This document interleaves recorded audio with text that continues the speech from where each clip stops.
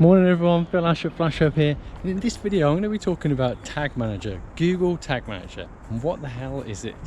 Coming up.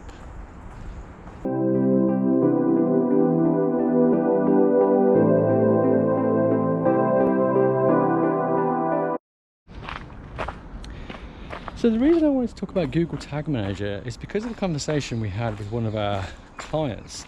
A couple of days ago, he was basically, we're looking at one of his campaigns and we're trying to assess how effective the current campaigns were in terms of like lead conversion basically.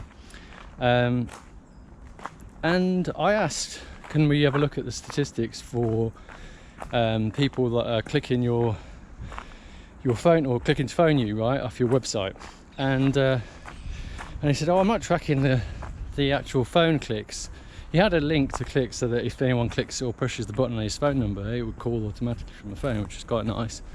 But there was no conversion tracking on it. So I asked him, why wasn't he tracking this key piece of information, right? He was tracking contact us, which was his like email version, but he wasn't tracking people calling. So I was like, how do you know where people are calling from?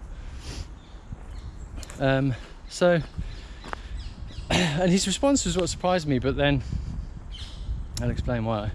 So he was basically saying he didn't want to add tracking. Well, first of all, he didn't know how to add the tracking anyway, but secondly, he was like, well, it's just a pain because I have to get my webmaster guy to try and track it, and you know, it's always a bit of a faff, and like I'm always worried he's going to screw something up on the site. And I said, well, it sounds like you've got a separate issue with your webmaster there anyway. You know, adding some tracking to the site shouldn't be an issue at all, right? But separately, it made me realize that this isn't that uncommon a problem where even larger businesses don't necessarily have a strong technical team that administer their website or their primary technical platforms, even in their marketing. You know, they're reliant on the interfaces that they're given for whatever tools they have, not anyone with any coding experience or technical skill that's able to do the proper editing on the sites. So what I suggested to him was that he set up Google Tag Manager. So for those that don't understand what Google Tag Manager is, it's not, the name doesn't give you that much of a clue, to be fair. Basically, Tag Manager is like a container for code snippets which allow tracking from lots of different sites, right? So you could put your Facebook pixel into there, you can put your Instagram tracking, your Google Analytics tracking, your AdWords tracking, all of these code snippets that basically allow other platforms to say they've registered conversion, and for you to monitor a conversion, let's say Google Analytics.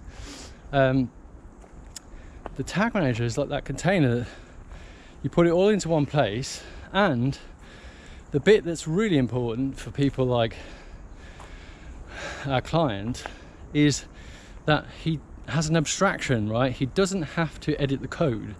He only has to put the code, get someone to do a code change once to put the Tag Manager code in so that he can use Tag Manager, and then he can add code snippets within Tag Manager. And it's not really adding code snippets as you think, oh, I've got to put I've got to do some coding. It's literally a copy and paste. You know, when you click on the link to copy and paste Facebook pixel, it's as simple as that basically. So Tag Manager, not only does it allow you to have this container so you can track all these different events from all these different platforms, but it also provides that layer of abstraction which is really useful for businesses that don't have a strong or have a low confidence possibly in their technical team.